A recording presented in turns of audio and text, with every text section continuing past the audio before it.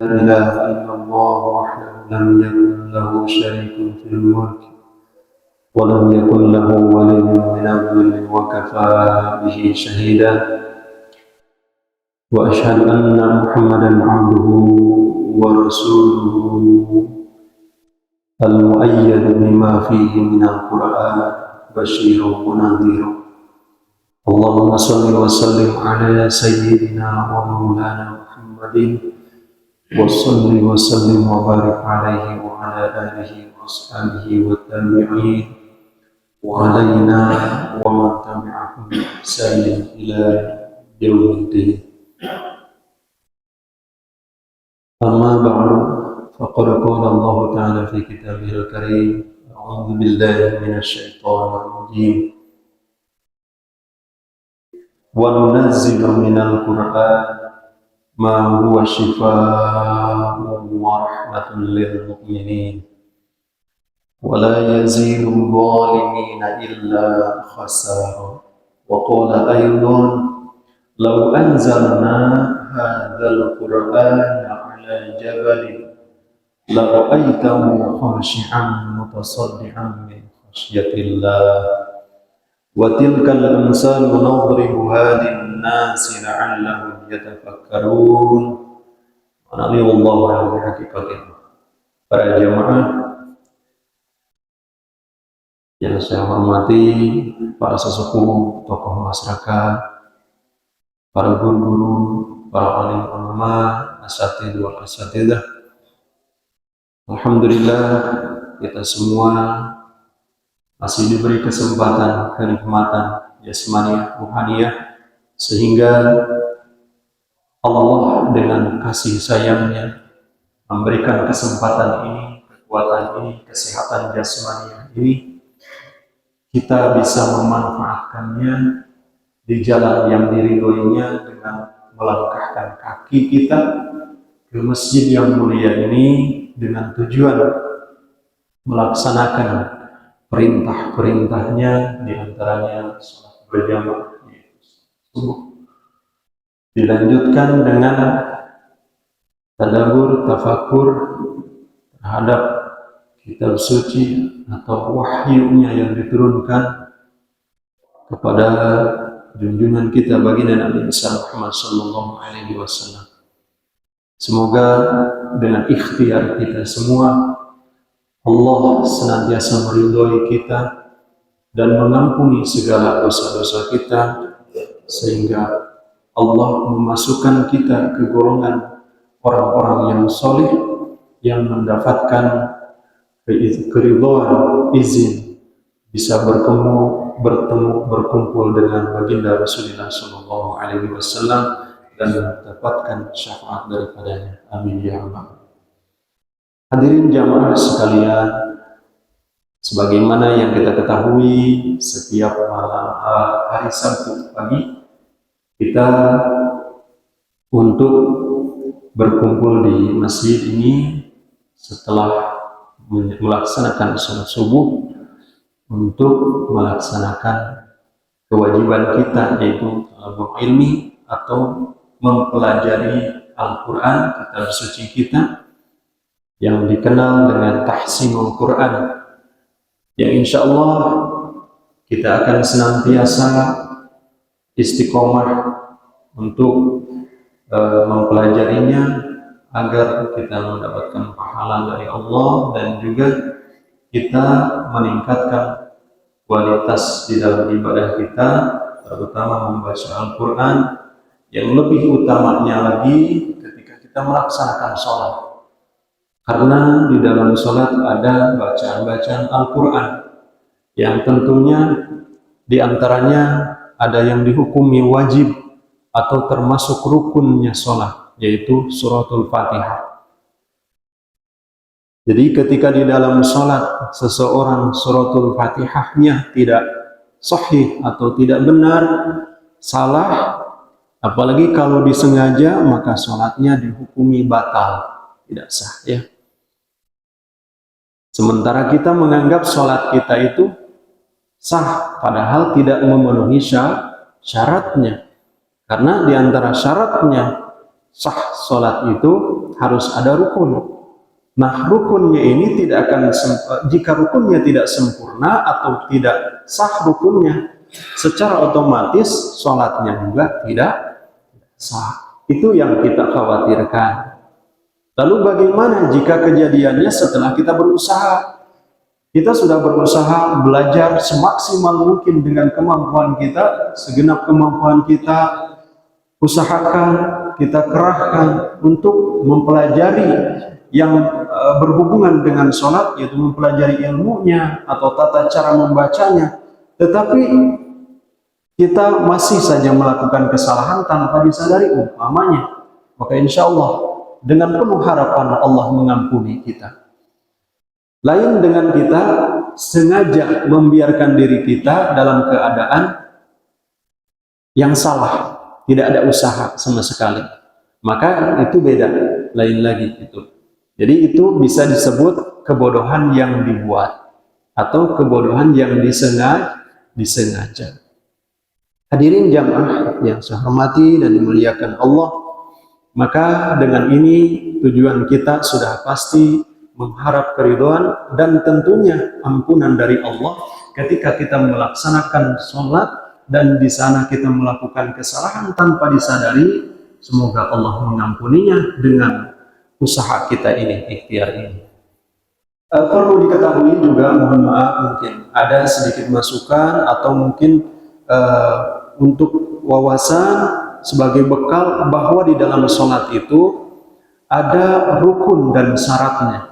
Di antaranya rukun itu membaca Fatihah, yaitu rukun yang keempat kalau tidak salah, qiraatul Fatihah, membaca suratul Fatihah. Dan suratul Fatihah memiliki bab tersendiri, pembahasan tentang suratul Fatihah.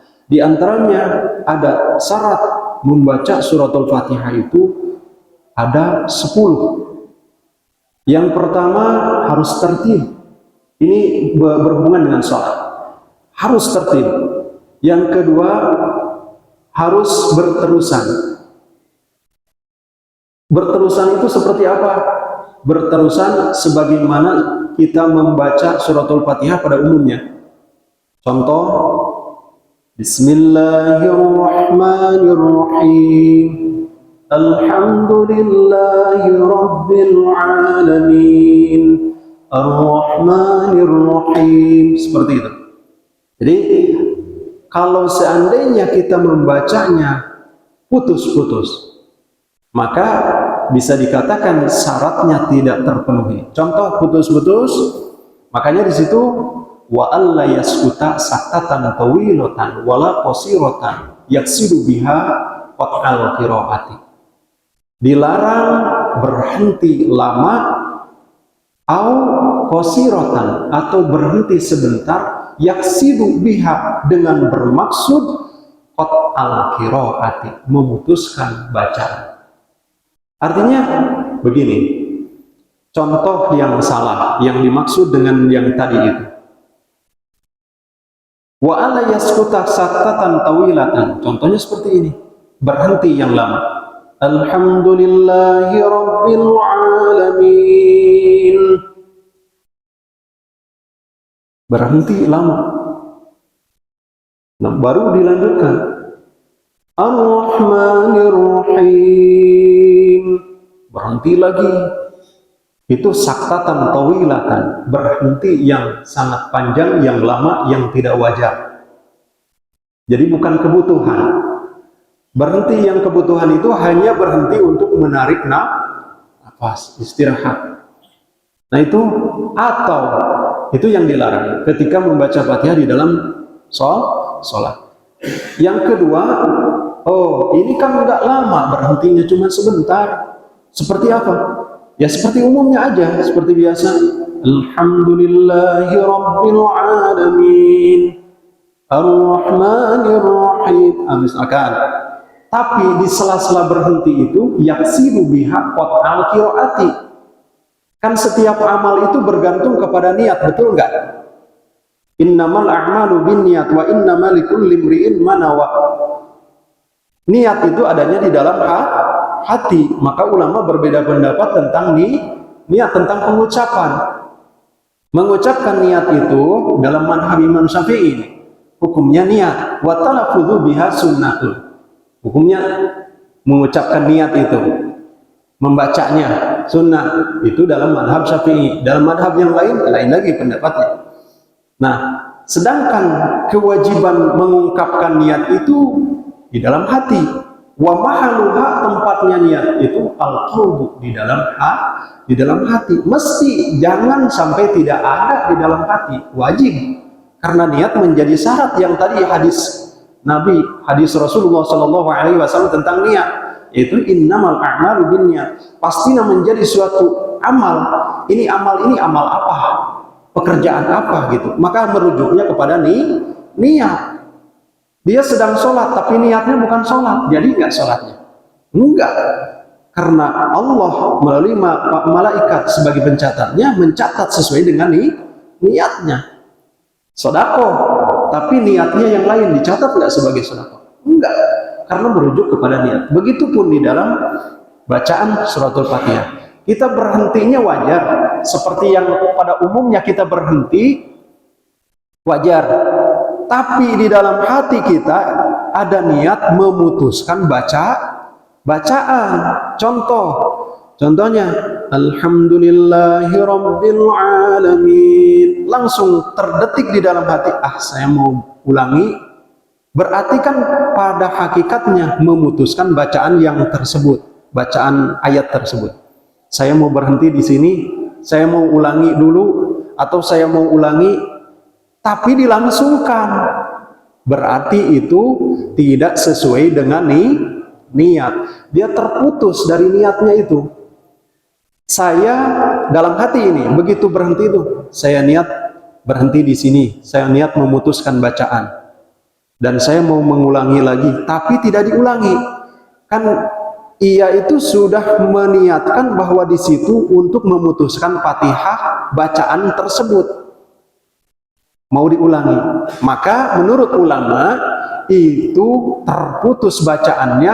Kalau tidak diulangi, maka dihukumi tidak sah bacaan Fatihahnya, karena dia meniatkan memutuskan bacaan. Jadi kalau kita ada niat berhenti sebentar, ini saya niat memutuskan bacaan, berhenti, berarti kan putus bacaan itu berhenti. Maksudnya bukan memutuskan putus aja gitu, bukan putus dari ayat ke ayat, bukan.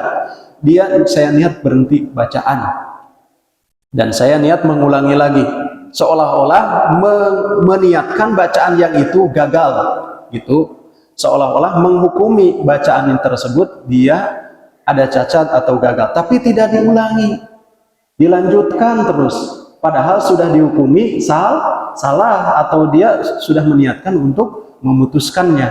Nah, itu menurut ulama itu dihukumi memutuskan bacaan seperti itu. Wa alla yaskuta saktatan tawilatan wala qasiratan yaksidu biha qat'al qiraati. Terus yang lain lagi di antaranya yang kita pelajari sekarang ya, untuk memenuhi kebutuhan syarat Fatihah yang kedua dan ketiga. Yang mana? Wa muraati hurufiha, menjaga setiap huruf-huruf Fatihah. Huruf Fatihah itu kan banyak. Ada hak, terutama dengan hak.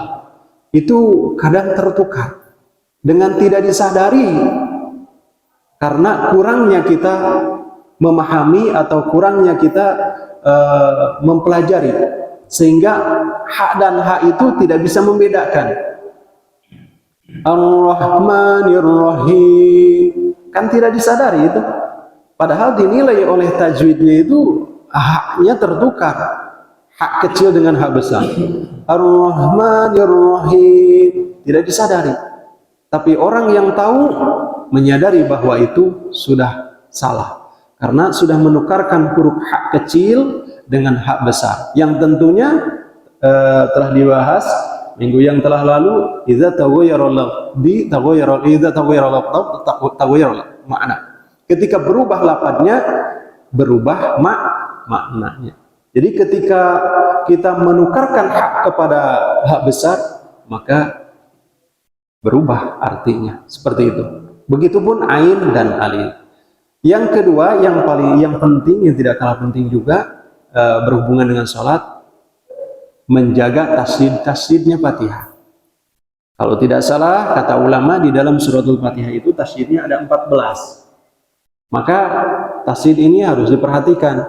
Kita bisa lihat di dalam ayat yang ketiga atau yang pertama, misalkan ayat yang pertama Ar-Rahmanir-Rahim, yaitu Bismillahirrahmanirrahim, ada tasydid.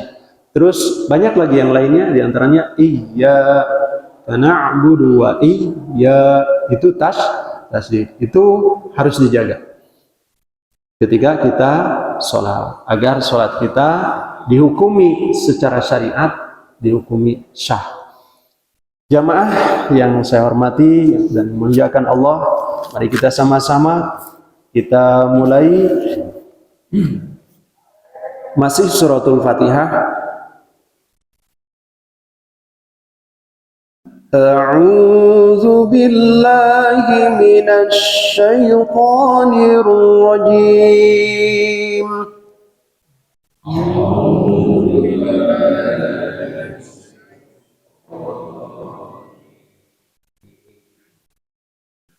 Nah, sekalian mungkin tentang to ya.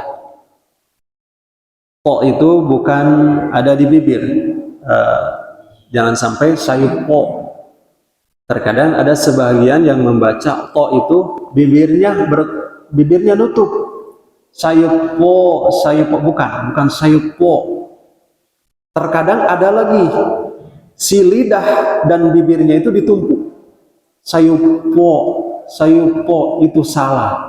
Jadi yang menutupkan bibir seolah-olah to itu diganti dengan fa. Sayupo itu salah. Yang kedua juga menumpuk lidah dengan bibir. Sayupo. Memang kedengarannya memang hampir sama, betul nggak? Sayupo. Tapi dalam pengucapan bukan makhrijul hurufnya. Makhrijul huruf po itu mungkin saya contohkan, bisa lihat sayupo. Secara sederhananya mungkin bisa dibayangkan lidah itu yang ujungnya ditempel ke pangkal gigi depan yang atas. Kalau mampu dikelilingkan di atas itu. Po, zod sama. Ada 4 itu yang huruf memiliki sifatul itlaq itu. Sob, gon, to, zo. Ini memang di dalam huruf hijaiyah termasuk huruf yang sangat spesial dalam pengucapannya. Sehingga Nabi berkata kepada para sahabatnya ketika pada saat itu ya berkumpul dengan para sahabat seperti kita ini begini belajar Al-Quran. Nabi mengajarkan kepada para sahabat tentang mengucapkan gon. Lalu dites satu persatu. Di antara sahabat yang 4, ternyata semuanya tidak ada yang mampu mengucapkan gon sebagaimana yang diinginkan Rasulullah. Maka Rasulullah di situ mengklaim, "Anna afsahu min nutqatil gon." Akulah yang paling fasih dalam mengucapkan gon. Semuanya tidak mampu. Ada yang hanya sebelah gon lidahnya itu. Ada yang sebelah kanan, sebelah kiri gitu, masing-masing. Dengan kemampuan sesuai kemampuan masing-masing gitu. Sedangkan Rasulullah sempurna dalam mengucapkannya. Nah, kita juga disesuaikan dengan kemampuan mengucapkan gon atau to. Nah itu ya. Jadi to itu tidak melibatkan lidah. Jangan sampai ada lidah kita ikut. Misalkan ketika mengucapkan to, sayupo itu jangan ditumpuk dengan lidah. Bibir tidak ikut di situ ya, karena bukan makhrijul huruf safatain, bukan, atau safawiyah, bukan. Tapi itu memiliki makhrijul huruf tersendiri, yaitu diantaranya adna lisan, yaitu ujungnya lidah kita ditempel ke gusi yang atas. kalau bisa diputar, kalau tidak ya minimal gusi depan gigi yang atas gitu. Gigi depan, gusinya, pangkal gigi yang depan yang atas. Sayufu, dan ditutup untuk menyempurnakan sifatul itbaqnya. Sayufu, fo. Bisa kita praktekkan dan kita usahakan. A'udzu billahi minasy syaithanir rajim. Nah, nirrajim ini untuk kesempurnaan ya, tapi adapun hasilnya disesuaikan dengan kemampuan masing-masing insyaallah. Cuman mungkin saya sampaikan kesempurnaannya itu jangan sampai nirrajim juga ikut dengan bibirnya. Contohnya sayuqanir rajim sama bibirnya. Jangan. Karena yang seperti itu wow ya. Coba wow. Wa'alaikum. Ada bibirnya ikut enggak? Wa'alaikum. Kan bibir itu. Wow itu makhrijul hurufnya syafatain. Bibir dua. Itu wow, tempat keluarnya itu. Wow.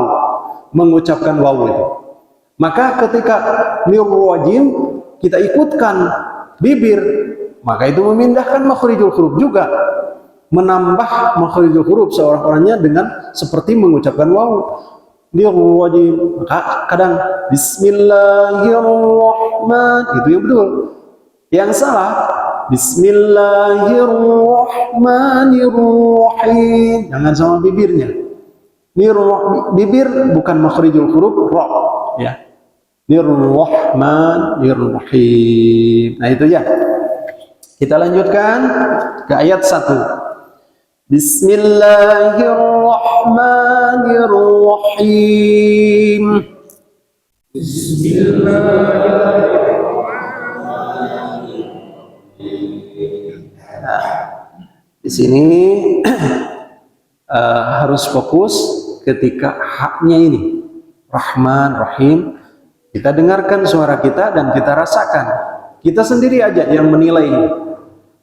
Bismillahirrahmanirrahim. Jangan sampai rahim.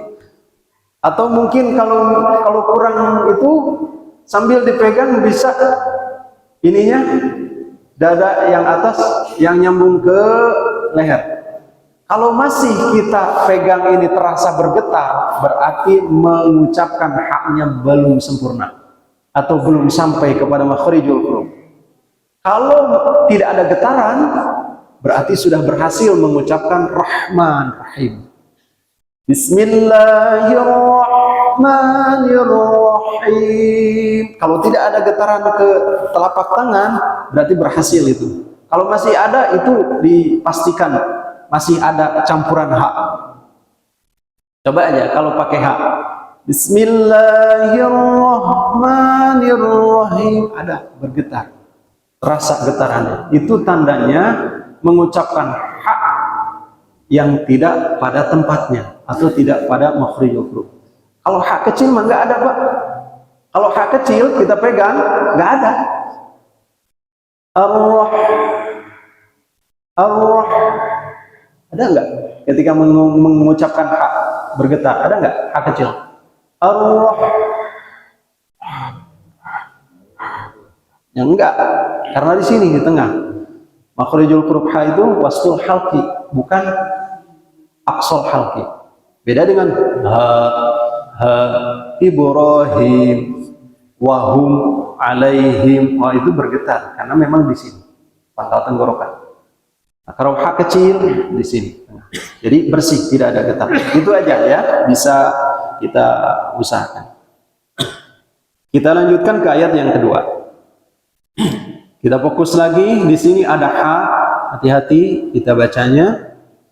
Alhamdulillahi Rabbil Alamin.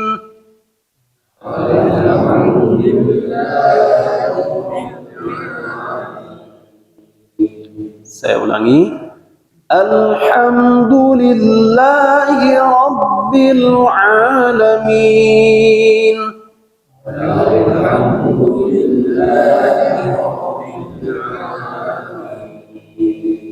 Ayat yang ketiga. Ar-Rahmanir Rahim.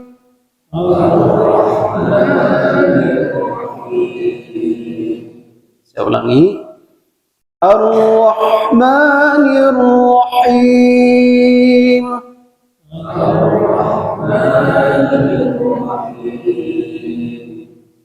Berhasil kayaknya. Ya. Kalau dipegang nggak ada. Nggak ada getaran.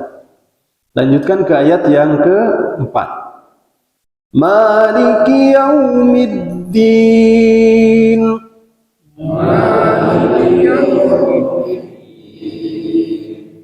Saya ulangi. Maliki yaumiddin.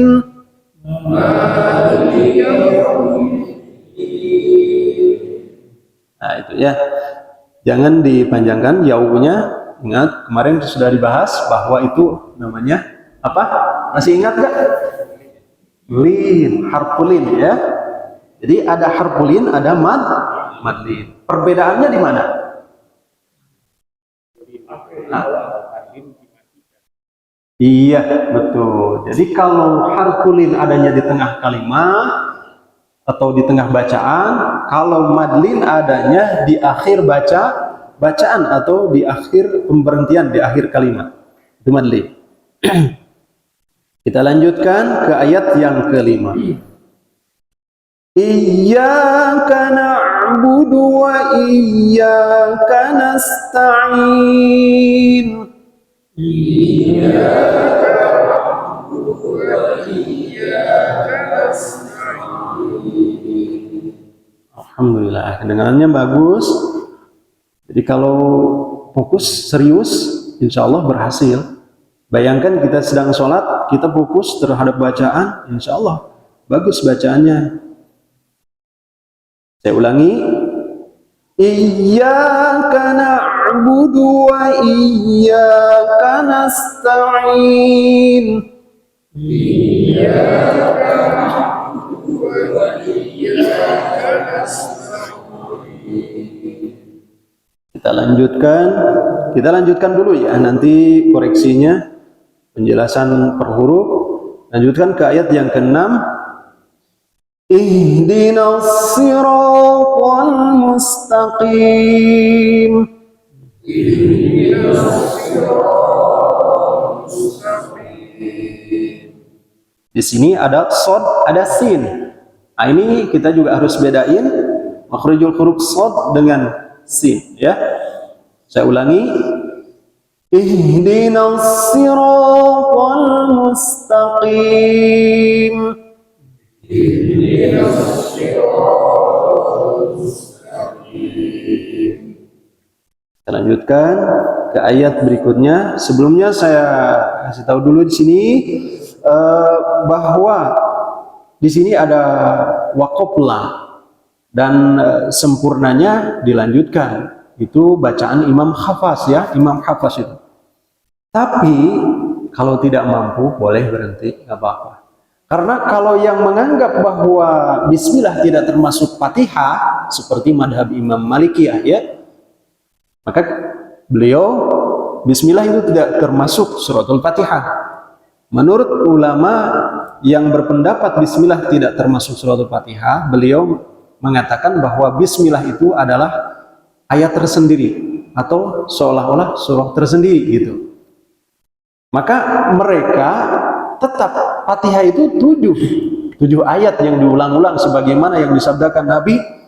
Disinilah yang dibagi dua oleh yang berpendapat bahwa bismillah tidak termasuk suratul Fatihah. Maka tidak aneh ketika di dalam sholat atau langsung baca alhamdulillah.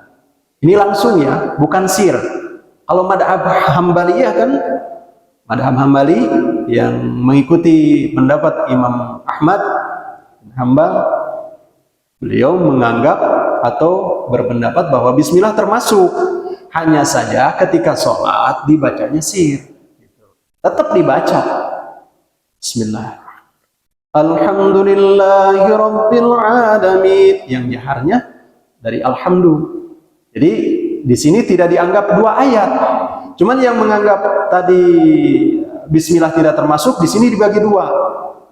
kita sebagai yang berpendapat bahwa bismillah termasuk suratul Fatihah, maka kita meyakini bahwa ini satu ayat. Jangan sampai kita meyakini bahwa ini dua ayat. Kalau kita meyakini dua ayat, berarti suratul Fatihah menjadi 8 ayat, itu menjadi salah nanti ya. Tidak sesuai dengan hadis Nabi nanti. Maka berhenti di sini bukan meyakini dua ayat, tapi karena kebutuhan bahwa kita napasnya tidak sampai. Ini kembali lagi kepada niat. Niat itu bahayanya, harus diluruskan. Itu niat harus dijaga ketika kita baca atau beramal. Kita lanjutkan. Siratal ladzina an'amta 'alaihim.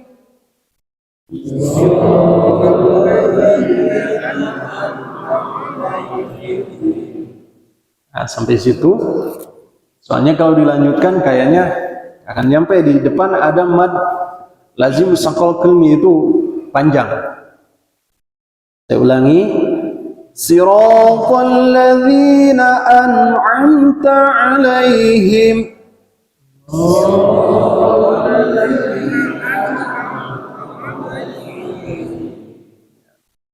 Jangan sampai dipanjangkan alainya ya. Ini termasuk harfulin ya, bukan madlin. Ini bukan akhir kalimat ini. Karena ada huruf lagi. Beda dengan madlin. Kalau madlin tidak ada huruf lagi. Kalau ini ada huruf mim, iya kan?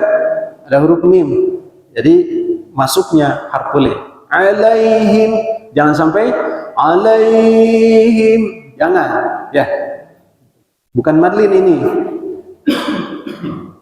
Kalau tidak ada mimnya tidak ada, maka baru jadi madlin. Contohnya, alaih. Boleh dipanjangkan, itu madlin. Sallu alaih. Itu madlin. Karena ini ada mim, berarti jatuhnya menjadi harfulin yang di tengah bacaan. Siratal ladzina an'amta 'alaihim.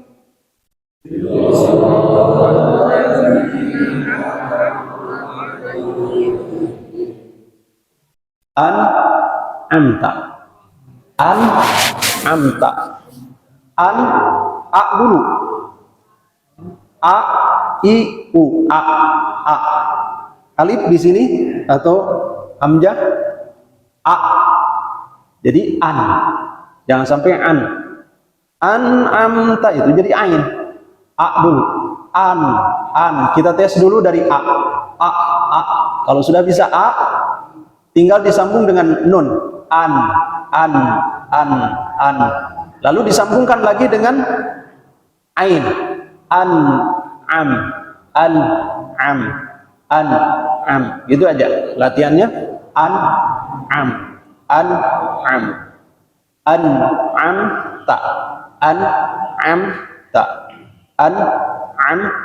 Dari A dulu. Siratal ladzina an'amta 'alaihim.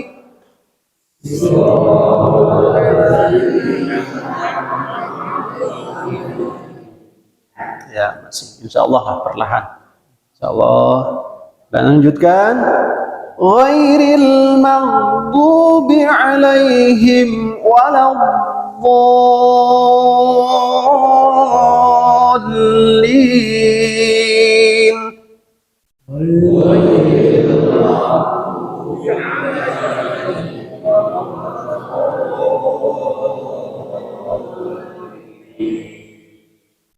Sekali lagi saya ulangi tentang dha.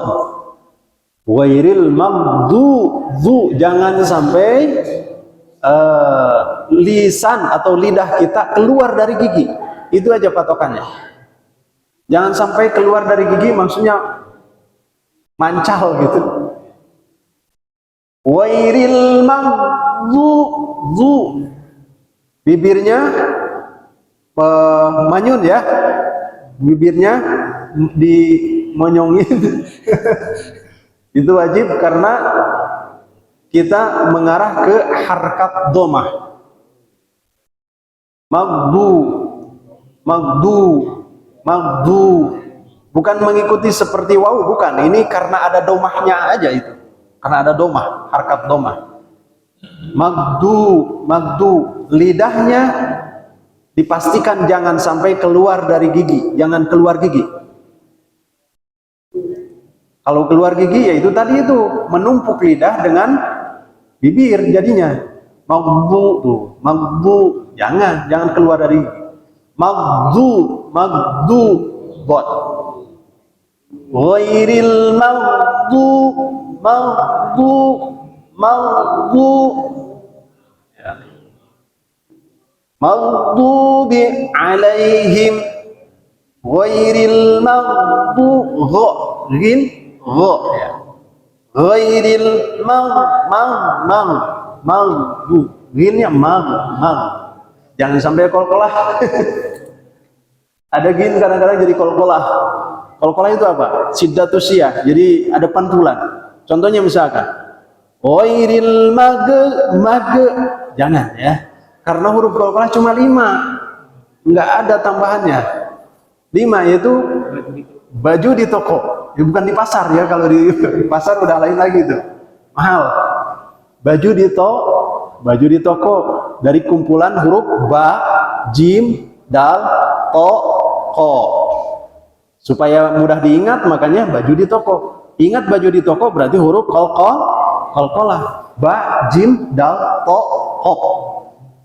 Ada huruf ghin nggak? Nggak ada. Makanya ghin yang ini nggak boleh dikolkolahkan ya, karena nggak ada huruf ghin di dalam huruf kolkolah. Jadi gimana tuh? Bu. Jangan sampai mage. Kalau mage berarti kita menambah huruf kolkolah menjadi 6. Bu. Insya Allah. Kalau sudah terbiasa, insya Allah bisa ya. Bisa itu karena biasa gitu ya. Ghairil maghdu.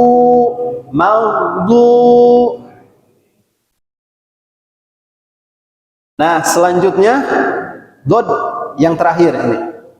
Walau tetap makhrijul hurufnya yang tadi itu.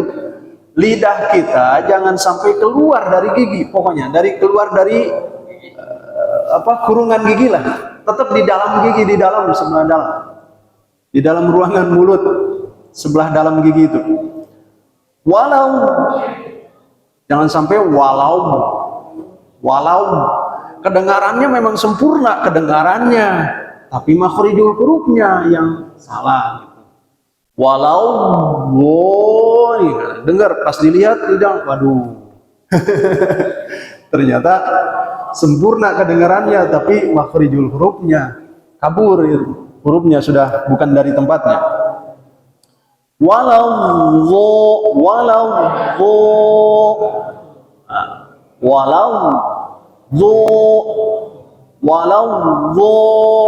Bibirnya jangan ikut ya.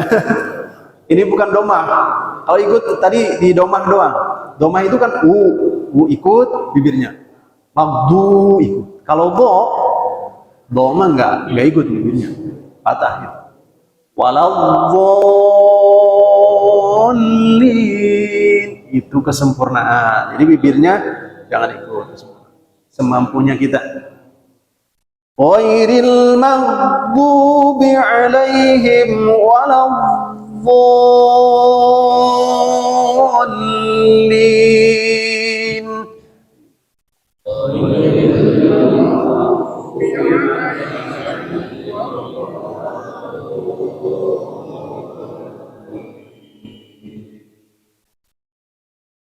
Alaihim ain, jangan sampai ghairil maghdubi alaihim, jangan. Alaihim berarti alif tapi ain. Ghairil maghdubi alaihim itu bagus. Waladdallin.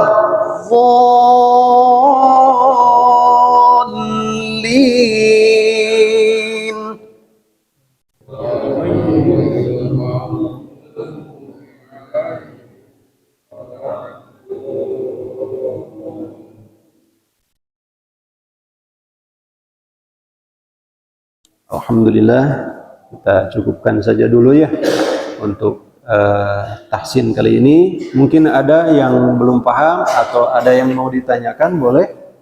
Perihal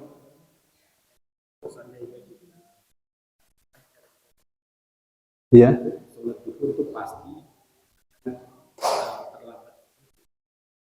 Kalau sampai kita foto ke seperti itu, yang jadi imamnya mungkin cepat ya, kita kan masih memikirkan bagaimana caranya.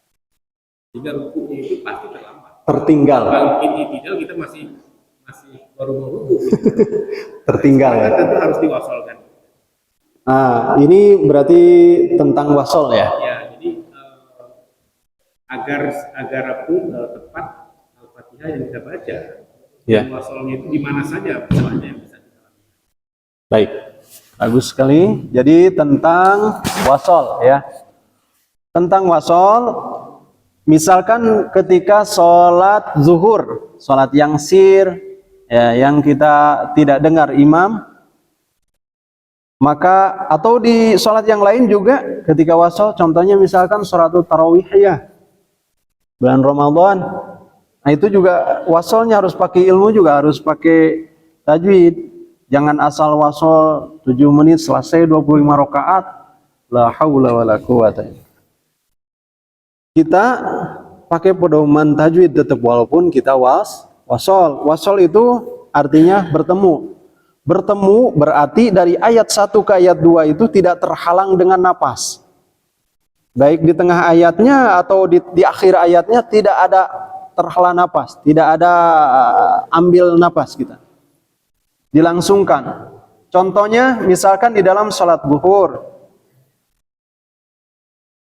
Mungkin begini kalau disuarakannya, Alhamdulillahi Rabbil Alamin Ar-Rahmanir Rahim Maliki Yaumiddin Iyyaka na'budu wa iyyaka nasta'in. Kalau nggak kuat sampai selesai, dibagi 2 atau dibagi 3. Kita mulai lagi. Ihdinas siratal mustaqim siratal ladzina. Jadi setiap akhir ayat itu diucapkan atau dibaca harkatnya. Di sini kita bisa lihat ada na. Contoh ayat yang kedua, Alhamdulillahi Rabbil Alamin. Na, kan begitu.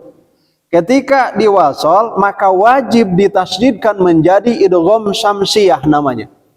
Idgham syamsiyah ini yang ada di alif lam ayat yang ketiga atau yang dikenal dengan alif lam syamsiyah. Idghamnya tandanya adalah tasydid. Maka ketika dibaca Alhamdulillahi Rabbil Alamin nar, wajib tasydid. Ya. Wajib tasydidnya. Kalau dilanjutkan. Begitupun ayat yang selanjutnya. Ar-Rahmanir Rahim Malik. Misalkan dilanjutkan. Ar-Rahmanir Rahim Maliki Yaumiddin. Nah itu ya. Jadi setiap harkat di akhir ayatnya itu wajib dibaca.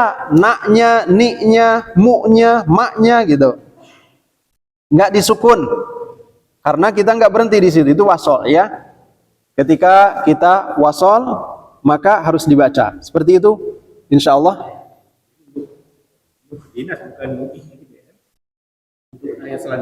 Oh, ayat selanjutnya yang ini, yang ayat yang ke-6. Ayat ke-6, kalau disambung dengan ayat yang ke-5, maka itu menjadi domah. Ya. Nuh. Itu namanya yang disebut hamzah wasal. Jadi hamzah wasal itu ia menjadi hilang.